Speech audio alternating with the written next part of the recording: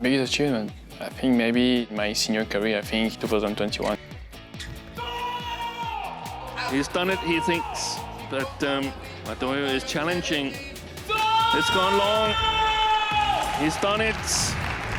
I think it will be my silver medal at the World Junior Championship. I think that medal was like a big step for me. I think it in confidence.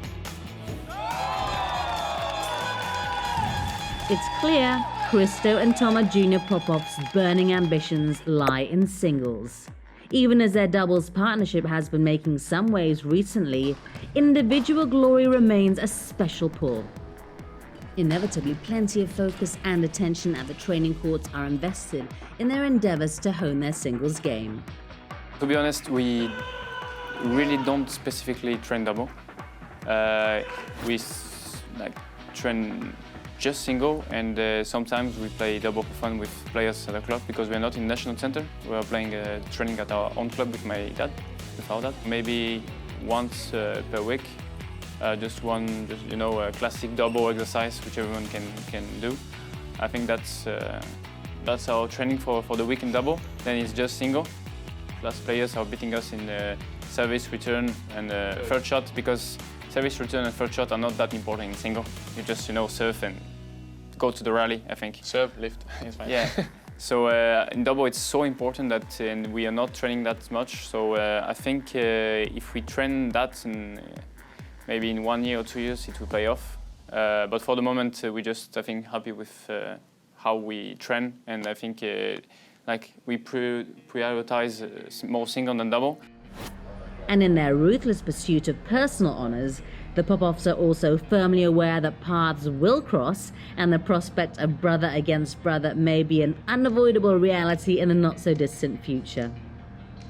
I think we really not appreciate to play against each other, even if we have a very different, reaction of the match after the match. If he win, I think of course I will be very disappointed, but I won't be angry at him or something like that. But in the other side, if I win, I think he won't talk to me for 1 month, So it's I think it will be a very different reaction.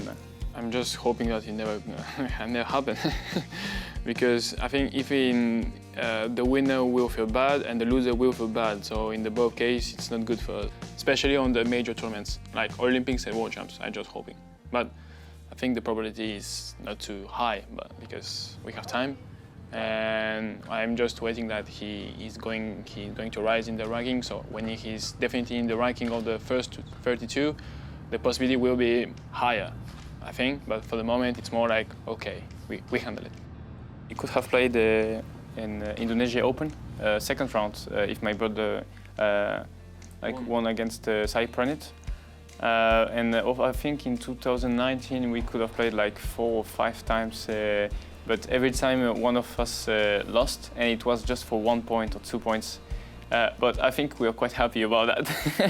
We're really not looking forward for that. Still some distance away from the established order of the world rankings, Christo and Toma Jr. are bracing themselves for plenty of hustle on tour. Their next objective? Finding high-level consistency as they bid to get their names on the main draw at the big tournaments. Sometimes I can show to raise really up my levels, and I think that's one of the things that we have to work on, is to keep that high-level pace during a whole game, and then next step to be the whole tournament. So that's something we have to improve on and to be more to our regularity. It's the hardest thing to go in the first 32, because if you get here after you have only easy points, it's more easy points, and if you are under the 32, you have to really be tough and think about it and just train hard.